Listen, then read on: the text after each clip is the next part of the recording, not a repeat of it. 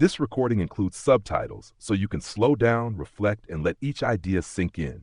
You push yourself. You show up early, stay up late. You plan, strive, hustle, always chasing the next goal. But still, there's this voice inside that whispers, you're not doing enough. You meet deadlines. You exceed expectations. You give your all. But when things quiet down, you still feel like you're falling behind, like you're not where you should be. Why is that? Why does success never feel like enough? In this episode, we're going to unpack that silent pressure, the shame that hides behind achievement, and explore where it comes from and how to finally loosen its grip. If you've always been a hard worker, chances are you were praised for it early. You're so responsible, they said. Such a go-getter. You're going places. And maybe you loved that.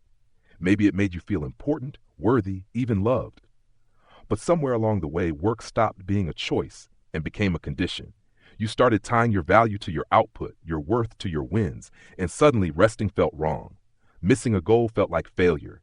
Even success didn't satisfy. It just raised the bar again. You keep running, but the finish line always moves.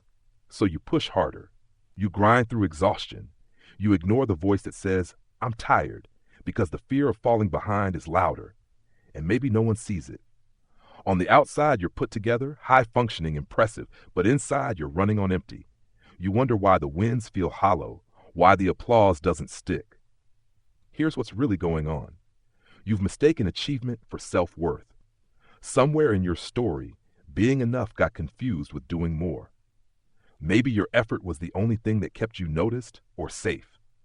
Maybe you were taught that rest is laziness, that failure is unacceptable, that if you're not succeeding, you're slipping. So you became hypervigilant, always busy, always proving, and it worked. People admired you, but the cost? You never learned how to be proud of yourself without a gold star to show. You forgot how to just be without trying to earn your place. You lost the ability to feel enough unless someone else confirmed it.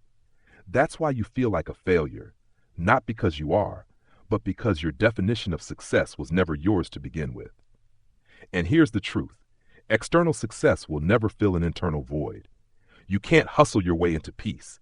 You can't outperform shame. And you won't feel like a success until you redefine what success means for you. So ask yourself, who are you trying to impress? Whose approval are you still chasing? What would happen if you stopped trying to earn love and started believing you're already worthy of it? Because you are. Not for what you do, but for who you are. So what now? First, pause. Not quit. Not give up. Just pause. Check in. Where are you overperforming to avoid feeling unworthy? Where are you chasing goals you don't even want anymore? Give yourself permission to rest without guilt. Let rest become a reward in itself, not something you earn through burnout.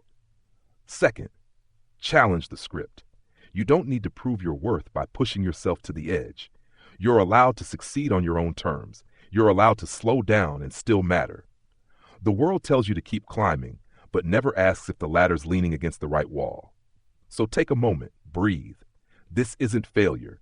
It's fatigue. It's pressure. It's perfectionism dressed up as ambition. You're not weak for feeling tired. You're human. And healing begins when you stop tying your value to your performance and start building a life that feels good from the inside out. So here's your reminder. You are not a machine. You are not a project. You are not behind. You are a person. And people are allowed to rest, to change, to grow in ways the world might not measure, but your soul will feel. You've worked hard for so long. Maybe now it's time to work on being whole.